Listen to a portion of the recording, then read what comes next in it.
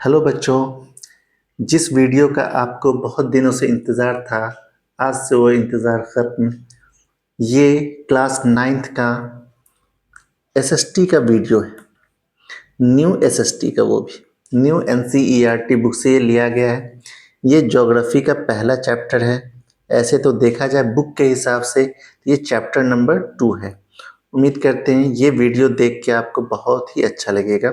ये काफ़ी सिंप्लीफाइड तरीके से लिखा गया है, ठीक है। इस चैप्टर का नाम है shaping of the earth surface. तो उम्मीद करते हैं इस अर्थ सरफेस के बारे में हमें सारी बातें पढ़नी है और ये चैप्टर का हमारा नोट्स है, वो भी सिंप्लीफाइड तरीके से लिखा गया। इस चैप्टर को पढ़ने के बाद आप क्या क्या सीख लेंगे। अर्थ सरफेस हमेशा ट्रांसफॉर्म हो रहा है, चेंज हो रहा है, बदल रही है। क्यों बदल रही है? अर्थ के अंदर के कुछ फोर्स हैं, कुछ बाहर के फोर्स हैं। अर्थ के inside force, with in forces and on the surface, अंदर और बाहर के प्लेनेट के फोर्सेस हैं। इस फोर्सेस की वजह से अर्थ में लगातार ट्रांसफॉर्मेशन हो रहा है। अर्थ पे कई सारे नेचुरल फिनोमेना हो रहे हैं, डिजास्टर्स हो रहे हैं। इन सभी के रिस्पॉन्सिबल अर्थ सरफेस में चेंजिंग हो रहे हैं। इन सभी को एक्सप्लेन करने वाला मेन पॉइंट जो होता है प्लेट टेक्टोनिक्स थ्योरी होता है। तो हम इस चैप्टर में सबसे पहले प्लेट टेक्टोनिक्स थ्योरी के बारे में पढ़ेंगे। उम्मीद करते हैं यहाँ तक समझ में आ गया होगा। इस पॉइंट यहाँ प्लेट टेक्टोनिक्स थ्योरी का मेन पॉइंट क्या है, की पॉइंट्स, मेन पॉइंट्स क्या है। प्लेट टेक्टोनिक्स जो होता है ये गिवन बाय डब्ल्यू.जे. मॉर्गन ने दिया था। तो ये बात आपको एकदम याद रखना होगा। प्लेट टेक्टोनिक्स थ्योरी किसने दिया था? डब्ल्यू.जे. मॉर्गन ने दिया था।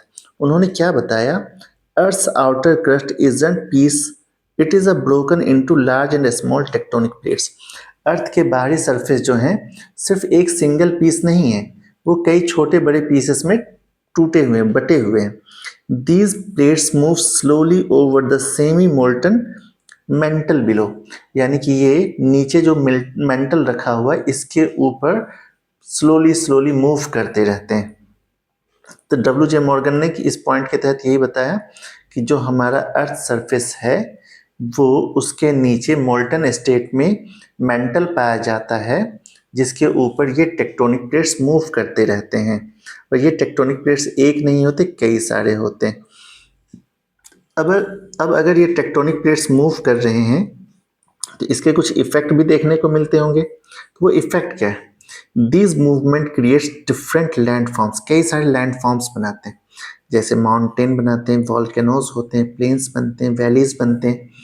इट ऑल्सो कॉज अर्थक्वेक, सिर्फ फॉर्म ही नहीं करते, डिजास्टर भी करते हैं। जैसे अर्थक्वेक होता है, वॉल्केनिक एरप्शंस होते हैं, फॉर्मेशन ऑफ कॉन्टिनेंट्स होते हैं, ओशियंस होते हैं। तो कई ओशियंस भी बनते हैं, फॉर्मेशन ऑफ कॉन्टिनेंट्स भी होते हैं। इनमें इन सब चीज़ों को पढ़ना होगा अब हमको, ठीक है। ये कैसे कैसे बनते हैं, ये कैसे होते हैं, क्या देखने में मिलता है, इन सब चीज़ को एक्सप्लेन डिटेल में पढ़ना होगा। तो सबसे पहला आइडिया लैंड फॉर्म का। लैंड फॉर्म क्या होता है?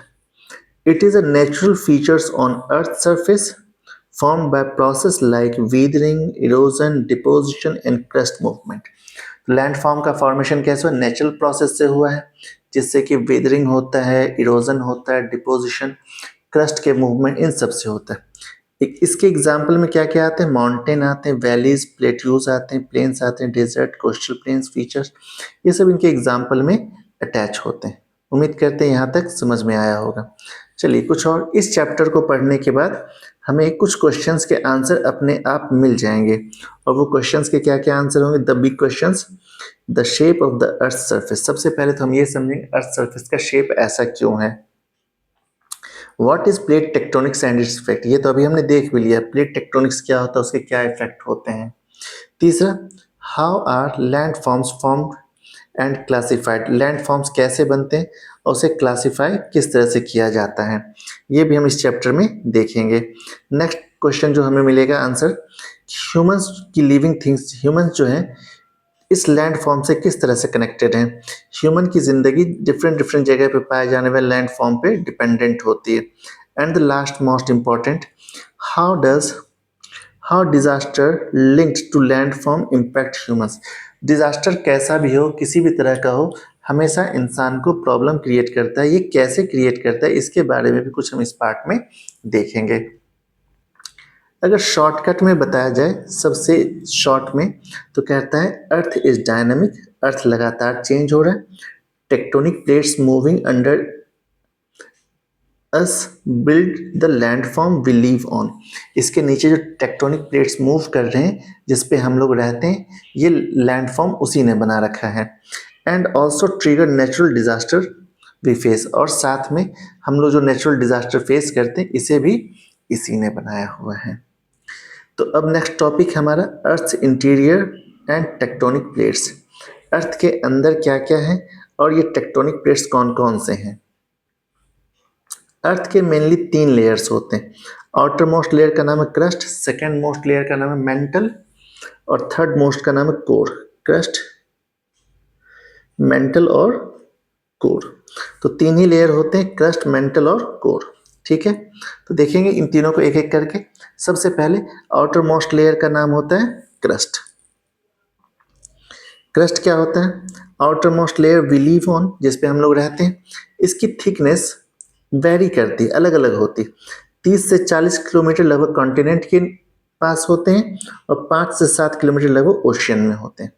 2 तरह के होते हैं, ओशियनिक क्रस्ट जो लगभग 5 किलोमीटर के आसपास होती है, कॉन्टिनेंशियल क्रस्ट लगभग 30 किलोमीटर के आसपास होती है। उम्मीद करते हैं ये सब ठीक ठाक समझ में आ रहा होगा। मेंटल के बारे में बात करते हैं, तो मेंटल सबसे थिक और हॉट लेयर होता है जो क्रस्ट के नीचे होता है। ये लगभग 2900 डिग्री सेल्सियस, 2900 किलोमीटर की गहराई में पाया जाता है, इतनी इसकी विड्थ है, और ये मोस्टली सॉलिड होते हैं। अब ये कैसे पता चलेगा? तो इसके लिए आपको अर्थ के डिज़ाइन को देखने होंगे, अर्थ मॉडल। तो हमारे पास ये अर्थ मॉडल आपके बुक में भी दिया हुआ है। तो ये अर्थ मॉडल कैसे बनाया गया है? इस अर्थ मॉडल को बनाने के लिए मान लीजिए पूरा अर्थ है, इसके एक सरफेस को ऐसा काट करके इस वाले हिस्से को काट के निकाला गया है, और इसी एक हिस्से का यहाँ पे स्टडी करना है आपको। ठीक है, उम्मीद करते हैं ये बात समझ में आ रहा है। चलिए देखते हैं। ये जो अर्थ सरफेस है, सेंटर से यहाँ तक, ये सेंटर से यहाँ तक ये पूरा 6375 किलोमीटर इसका रेडियस माना जाता है। सबके ऊपर वाले पार्ट में, सबसे ऊपर वाले पार्ट में ये जो है हमारा यहाँ पे अर्थ क्रस्ट है। अर्थ क्रस्ट के नीचे लिथोस्फीयर होता है। लिथोस्फीयर पत्थरों का बना होता है, इसलिए लिथ वर्ड यूज किया जाता है। जस्ट लिथोस्फीयर के नीचे एस्थेनोस्फीयर होता है। एस्थेनोस्फीयर लगभग 200 किलोमीटर की विड्थ की पाई जाती है। इसी एस्थेनोस्फीयर से मोल्टन स्टेट में कुछ पाया जाता है, जिसकी वजह से लिथोस्फीयर ब्रेक होता है, जिसके भूकंप वगैरह आता है, और फिर क्या कहते हैं, वॉल्केनिक इरप्शंस वगैरह होता है। उसके बाद ये वाला पार्ट आता है मेंटल का। मेंटल होता है 2900 किलोमीटर की। उसके बाद आउटर कोर और इनर कोर, ये आउटर कोर और ये इनर कोर, ये हमारे अर्थ सरफेस होते हैं। ये डायग्राम आपके एनसीईआरटी बुक में भी दे रखा है, और अगर नहीं मालूम है तो ये डायग्राम यहाँ से भी आप लिख सकते हैं। इसका डिस्क्रिप्शन भी मैंने करा है, देखते हैं डिस्क्रिप्शन कैसा है। कोर के बारे में, कोर के बारे में क्या बताना है? Inner most extremely hot and heavy, ये सबसे ज़्यादा अंदर का लेयर है, सबसे ज़्यादा हॉट है और सबसे ज़्यादा हैवी भी है। स्प्लिट इनटू आउटर कोर लगभग 2200 किलोमीटर का है। यहाँ पे फ्लूइड आयरन पाए जाते हैं, निकल पाए जाते हैं। फ्लूइड आयरन यानी कि आयरन के पिघले हुए स्टेट पाए जाते हैं, लिक्विड स्टेट में पाए जाते हैं। इनर कोर का टेम्परेचर, इनर कोर लगभग 1250 किलोमीटर की हाइट तक है। ये सॉलिड होता है, और डेंस पार्ट, सबसे अर्थ का डेंस पार्ट है इनर कोर। ये हमारा इनर कोर हो गया। अब इसके बाद मोस्ट जोन्स, जोन्स कौन कौन से थे? लिथोस्फीयर वगैरह। जोन्स में देखते हैं, सबसे पहले जोन्स थे लिथोस्फीयर। ये लगभग 100 किलोमीटर की थिक थी, रिजिड लेयर थी, क्रस्ट की बनी हुई है, अपर मोस्ट लेयर है, ब्रोकन इनटू टेक्टोनिक प्लेट्स। ये जो लिथोस्फीयर है, इन्हीं के ब्रोक होने पर क्या बनता है? टेक्टोनिक प्लेट्स बनते हैं। इसके नीचे, लिथोस्फीयर के नीचे क्या होता है? एस्थेनोस्फीयर होता है। एस्थेनोस्फीयर का लगभग विड्थ कितना होता है? 200 किलोमीटर, और ये लिथोस्फीयर के नीचे होते हैं। हॉट होते हैं, सेमी मोल्टन स्टेट में होते हैं, मोबाइल घूमते फिरते रहते हैं, इधर उधर रोटेट कर सकते हैं। This allows tectonic plates to move, ये जो होते हैं एस्थेनोस्फीयर, ये टेक्टोनिक प्लेट्स को मूव करने में मदद करते हैं। अब ये टेक्टोनिक प्लेट्स क्या होते हैं, कैसे मूव करते हैं टेक्टोनिक प्लेट्स? मैसिव स्लैब्स, बड़े बड़े पत्थर के टुकड़े, solid rocks in lithosphere that moves very slowly few centimetre per year. कुछ एक सेंटीमीटर ही पूरे साल में ये मूव करते हैं और बड़े बड़े पत्थर के टुकड़े होते हैं और किसके बने होते हैं, लिथोस्फीयर के बने होते हैं। इसमें 3 तरह के मूवमेंट होती है, 3 types of movement. Continental movement,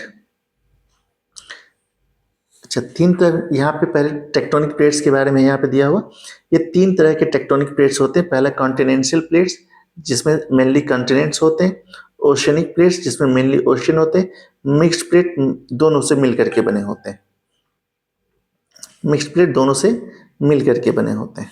ठीक है, इसके बाद अब जो हमने आपको फिगर दिखाया था उस फिगर के बारे में कुछ इंपॉर्टेंट बातें हैं जो आपको याद रखनी होगी। अर्थ का रेडियस 6375 किलोमीटर, लिथोस्फीयर का विड्थ 100 किलोमीटर, एस्थेनोस्फीयर का विड्थ 200 किलोमीटर, मेंटल का width 2900 kilometre, outer core 2200 kilometre और इनर कोर 1250 किलोमीटर। ये आपको उस फिगर से रिलेटेड बातें याद रखनी होगी। अब जो मेजर टेक्टोनिक प्लेट्स हैं टोटल 7 हैं, दुनिया में टोटल 7 ही टेक्टोनिक प्लेट्स हैं मेजर बड़े वाले। पहला Pacific plate, Eurasian plate Asia और यूरोप को मिला के बनाया गया, African plates, northern America plate, southern American plate, Indo Australian plate, Antarctic plate. ये टोटल 7 प्लेट्स हैं और ये सातों बड़े बड़े प्लेट्स हैं, छोटे छोटे प्लेट्स नहीं, हैवी लार्जेस्ट। जो छोटे प्लेट्स हैं वो भी हम दिखाएंगे आपको कहाँ पे, फिगर में। ठीक है, वाई डू प्लेट्स मूव, ये प्लेट मूव क्यों करते हैं, अब इसके कॉज समझते हैं। Movement is caused by convection current in the mantle, heat from earth's core makes molten material rise when cooler materials sink. This cycle pushes and pull plates in different direction. देखिए समझिए, जो mental area होता है उसमें convection current चल रहे होते हैं। जो चीज़ गर्म हो जाता है, गर्म होने के बाद ऊपर की ओर मूव करता है और जो ऊपर पहुंच जाए वो ठंडा होगा, वो फिर से नीचे आ जाएगा। ये साइकिल लगातार चलता रहता है, कंटिन्यू चलता रहता है। इसी साइकिल की वजह से ये जो अर्थ क्रस्ट होते हैं मूव करते हैं। अभी दिखाएंगे फिगर के साथ भी, आपको टेंशन ना ले। ये जो करंट बनते हैं इनके हीट ट्रांसफर के मैकेनिज्म होते हैं, सबसे ज़्यादा कन्वेक्शन, यही मेन कॉज होता है। Circular movement of hot material rising and cool material sink, जब हॉट मटेरियल होगा तो वो ऊपर की तरफ जाएगा, ठंडा होकर के नीचे की ओर आ जाएगा। ठीक है, ठंडी चीज़ भारी होती वो नीचे आ जाएगा, गर्म चीज़ हल्का होता वो ऊपर चला जाएगा, ये होता है। दूसरा होता है conduction. Conduction means heat transfer through direct contact, ऐसा ट्रांसफर का मेथड जिसमें हीट ट्रांसफर होगा कांटेक्ट के through, without contact heat transfer नहीं हो सकता। एक होता है advection, heat carried by movement of material.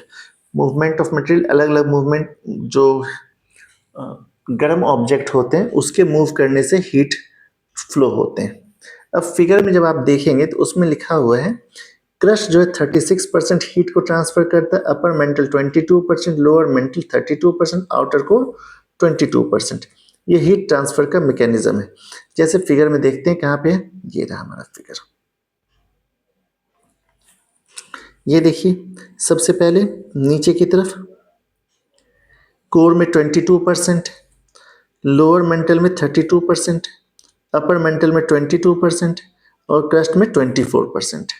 और ये जो आपको इस तरह से एरो दिख रहा है, ऊपर से नीचे, नीचे से ऊपर, यही है मेन इसके मूवमेंट का कारण, टेक्टोनिक प्लेट्स के मूवमेंट का कारण यही है। ठीक है, तो यहाँ लिखा हुआ देखिए मैग्मा जोन है, ये वाला, ये मैग्मा जोन है। हीट ट्रांसफर मैकेनिज्म, एडवेक्शन होता है, कन्वेक्शन होता है, कंडक्शन होता है। यहाँ पे सारे मैकेनिज्म काम कर रहे होते हैं।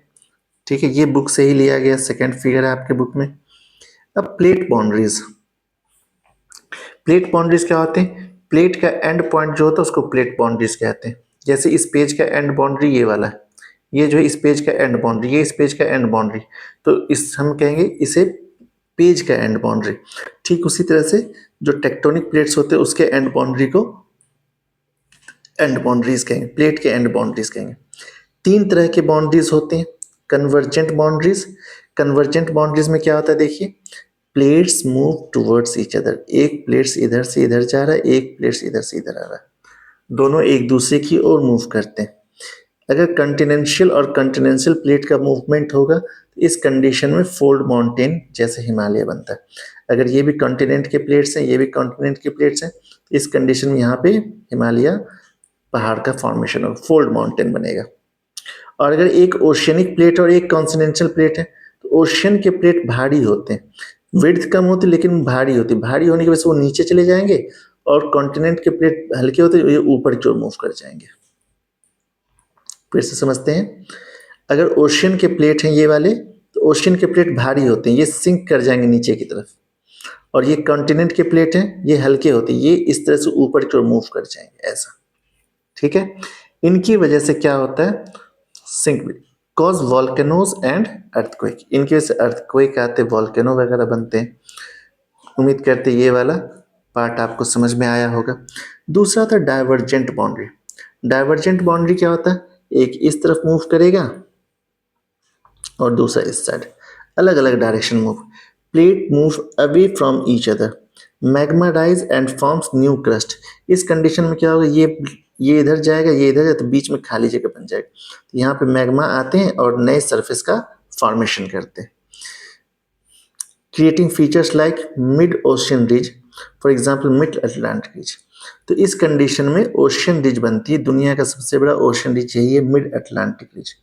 ये ऐसा माना जाता है कि इतना बड़ा है कि हमारा हिमालयन माउंटेन है ना, इससे भी ज़्यादा बड़ा है, लेकिन ये ओशियन के अंदर है, इसलिए इसकी उतनी इम्पोर्टेंस हम लोग नहीं देते हैं।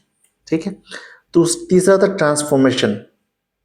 ये एक दूसरे के ऊपर स्लाइड्स करते हैं, ये ऐसा ये ऐसा, ये दोनों एक दूसरे के ऊपर स्लाइड करते हैं। Plates slides past to each other, neither creates not destroy, ये ना तो क्रिएट करते हैं कुछ भी, ना तो कुछ बनाते हैं, ना डिस्ट्रॉय करते हैं। मेनली कॉज अर्थक्वेक, इनकी वजह से मेनली अर्थक्वेक होता है। इसका एग्जाम्पल है San Andreas fault in United State. तो ये एग्जाम्पल इसका याद रखेंगे, ट्रांसफॉर्म बाउंड्री का एग्जाम्पल इंपॉर्टेंट है, ये आपसे एग्जाम में 1 मार्क्स में पूछ सकता है। अब वर्ल्ड मैप के बारे में देखते हैं थोड़ा सा, हमारे फिगर 2.3 में दे रखा है। The map shows 7 major tectonic plates and their movement. इस मैप में आपको 7 मेजर प्लेट्स के नाम दिए गए हैं और सातों के मूवमेंट के डायरेक्शन अभी दिखाएंगे कैसे होते हैं। और ये सातों प्लेट के नाम हमने पहले भी आपको बता रखे, North American plate, South American, African, Eurasian, Indo Australian, Pacific and Atlantic, Arctic वाले। ठीक है, major plates are shown in the grey colour, इसमें मेजर प्लेट्स जो है ग्रे कलर में आपको दिखाए गए हैं। एरोज इंडिकेट, एरो क्या इंडिकेट करते हैं, plates are constantly moving either towards और फ्रॉम अलोंग साइड, या तो एक दूसरे की ओर मूव कर रहे हैं या फिर ये अलग अलग डायरेक्शन मूव कर रहे हैं। मैप एक्टिविटी से आप एक कह रहा है, स्टूडेंट से पूछा गया आर आस्क्ड टू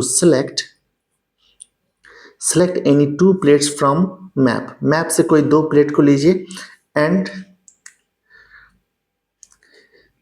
और उसके बाद कुछ एग्जाम्पल्स लिखिए। तो देखते हैं वो कहाँ कहाँ पे बना हुआ, इसके बारे में आपको लिखने के लिए कह रहा है। दे कंटेन, वो कहाँ पे रहते हैं, जैसे आपको पहला नाम लिखना था नेम ऑफ द प्लेट्स, उसके बाद कंटिनेंट्स का नाम लिखना, ओशियन का नाम। तो सबसे पहला हमने लिखा यूरेशियन प्लेट, यूरोप और एशिया में पाया जाता है, आर्कटिक ओशियन और अटलांटिक ओशियन पे।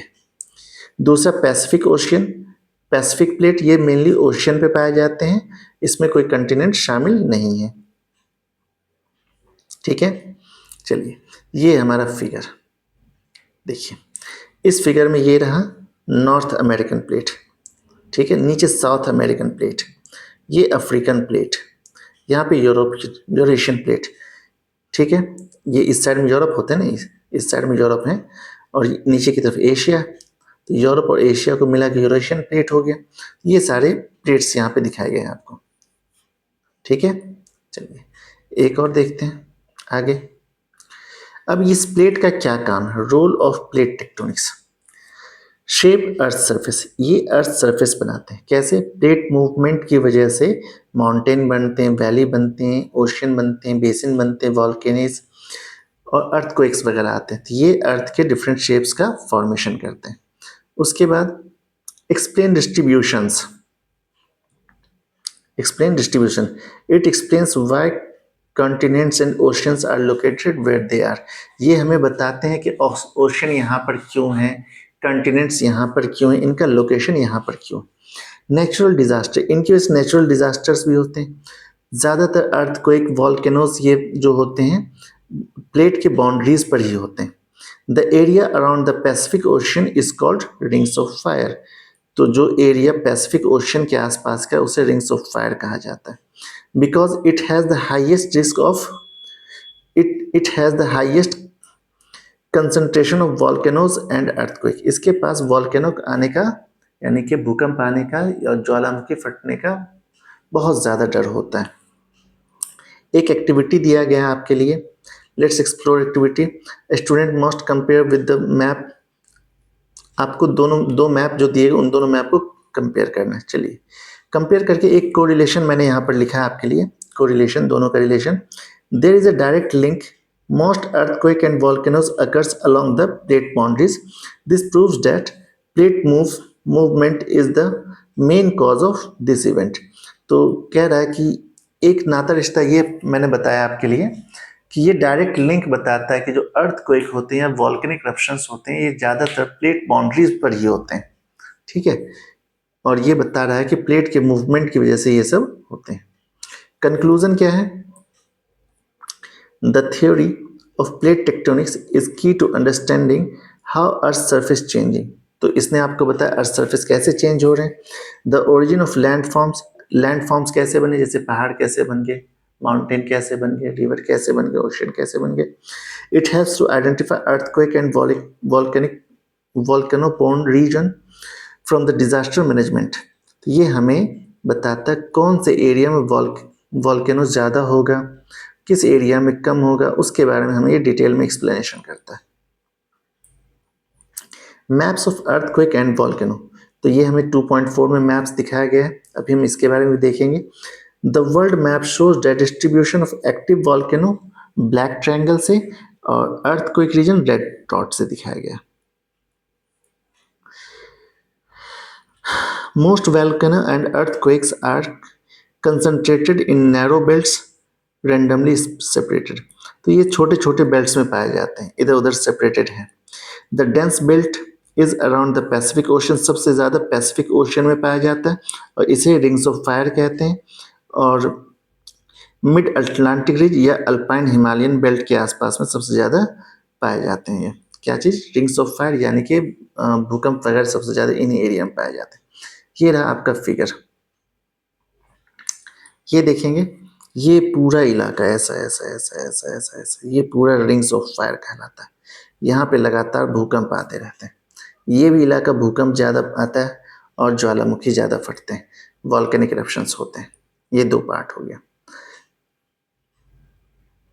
अब यहाँ पे कह रहा है let's explore rings of fire. ये रिंग्स ऑफ फायर के बारे में बताइए। ठीक है, student are asked to identify countries and boundaries. तो आपको कंट्री के बारे में बताना, कौन कौन से कंट्री में रिंग्स ऑफ फायर लाइज करते हैं।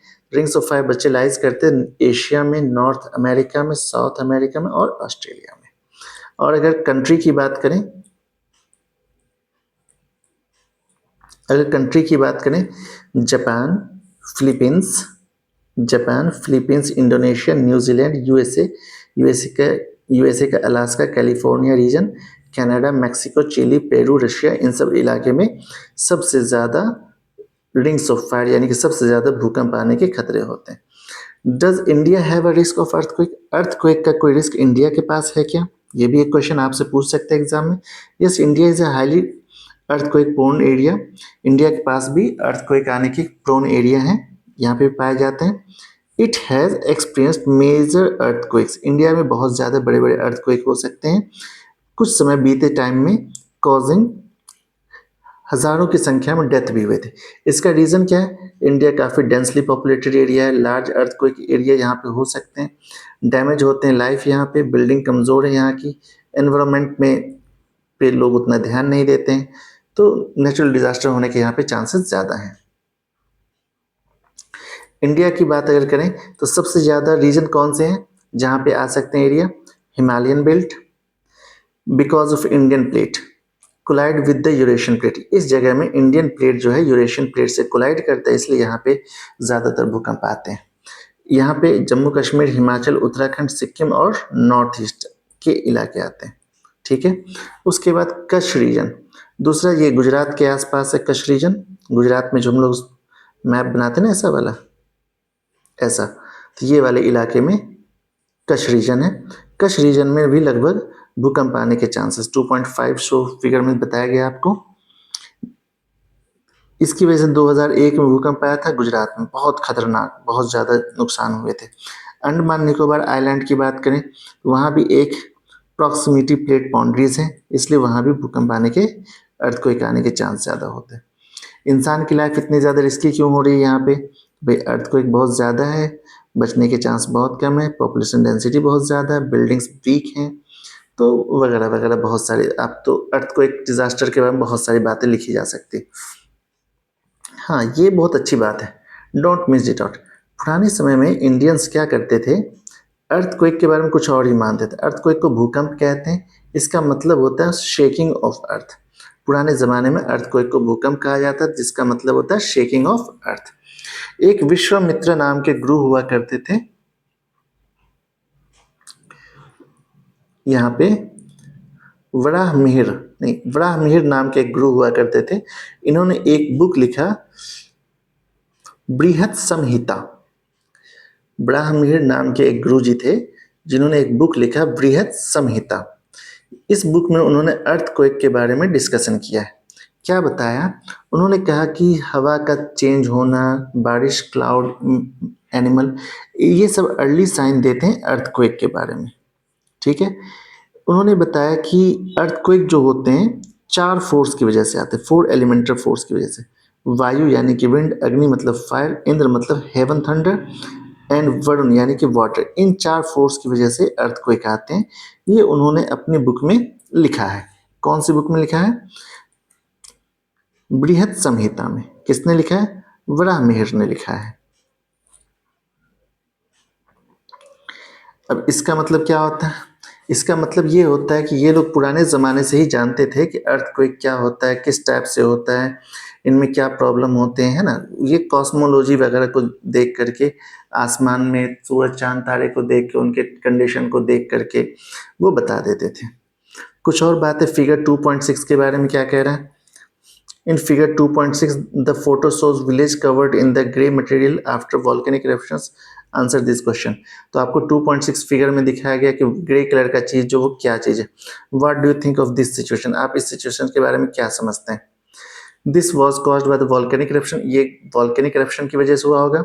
The volcanic eject out huge amount of ashes, rocks, gases and buried village. पूरे गांव को उसने ढक लिया होगा, बहुत सारे राख निकले होंगे। What could be the grey powder? Grey powder क्या हो सकता है उसमें?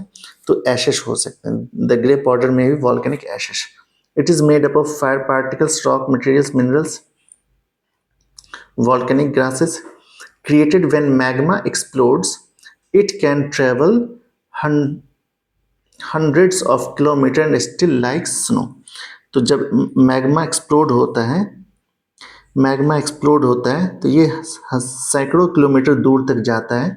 स्नो बादल की तरह वो चारों ओर फैलते हैं। ठीक है, what does it tells about the earth's internal forces? Earth के ये हमारे अर्थ के इंटरनल फोर्स के बारे में क्या बताते हैं? तो आपसे बताता है अर्थ के नीचे जो क्या क्या है वो। अर्थ एक्टिव इनसाइड, अर्थ के अंदर इनसाइड में एक्टिव फोर्स हैं। वो कौन कौन से? मैग्मा है, गैसेस हैं, टेम्परेचर है, प्रेशर है, और ये कंटिन्यूसली ट्राई करते वहाँ से स्केप होने का, बाहर निकलने का कोशिश करते हैं, और ये क्रस्ट के वीक पॉइंट को तोड़ के वहाँ से वापस निकलते हैं। ये कंस्ट्रक्टिव भी होते हैं और डिस्ट्रक्टिव भी होते हैं। ये कुछ बनाने का भी काम करते हैं, डिस्ट्रॉय भी करते हैं। दूसरा point, these internal forces can destroy village like this, but over time it also create a new land for fertile area. ठीक है, बड़े समय के बाद में वो फर्टाइल एरिया भी बनाते हैं। प्लेट टेक्टोनिक लिंक्स, इसके बाद कहता है volcanic eruptions mostly happen in the plate boundaries providing that the slow movement of plates drives these powerful events. तो प्लेट टेक्टोनिक्स की लिंक की वजह से जहाँ पे प्लेट बाउंड्रीज होती है वहाँ भी बहुत सारे भूकंप वगैरह आते हैं, डिजास्टर्स वगैरह होते हैं। एक मड वॉल्केनो हमारे बुक में दिया गया है। मड वॉल्केनो इंडिया में है, भारतंग आइलैंड पे, अंडमान निकोबार आइलैंड पे है ये भारतंग आइलैंड, ठीक है। तो ये मड आइलैंड है, कहाँ दिया गया? इंडिया में दिया गया। इसका एक स्पेशल फीचर ये है, ये रेयर नेचुरल वॉल्केनो है, rare natural volcano, India's only mud, India का इकलौता मड वॉल्केनो। ये क्या बताता है कि ये क्या बताता है, सिर्फ ये डिजास्टर ही काम नहीं करता, ये नॉन डिजास्टरेबल भी होता है। Unlike regular fiery volcanoes with lava, this volcano release mud, water and gases. The mud bubbles out due to the natural underground gases and pressure. Mud इसलिए निकल रहे हैं कि धरती के अंदर जो गैसेस होंगे, मड होंगे, वो बाहर निकल रहे हैं। Why it matters? ये क्यों मैटर करते हैं? It shows that not all volcanoes are violent. सभी वॉल्केनो वायलेंट नहीं होते। Internal force create different types of landforms. Internal force एक ही तरह के लैंडफॉर्म नहीं बनाते, कई तरह के लैंडफॉर्म बनाते हैं। ये देखिए मड आइलैंड आपको मैं दिखा रहा हूँ यहाँ पे, ये रहा मड आइलैंड, बहुत सारे कीचड़ होते हैं यहाँ पे, और यहाँ से लगातार कुछ कुछ गैसेस, यहाँ से लगातार कुछ कुछ गैसेस निकलते रहते हैं। इस तरह से ये वर्क करता है, ठीक है। तो आज हम यहीं तक रखते हैं, मड आइलैंड तक ही रखते हैं। आज हमारा टॉपिक मड आइलैंड तक ही रहेगा। तो नेक्स्ट पार्ट में हम इसके अलावा इसके आगे के पार्ट्स को देखेंगे, ठीक है। अगर आपको ये पार्ट अच्छा लगा है तो लाइक, कमेंट, शेयर, सब्सक्राइब कर दें। आज के लिए बस इतना ही। See you in the next part soon.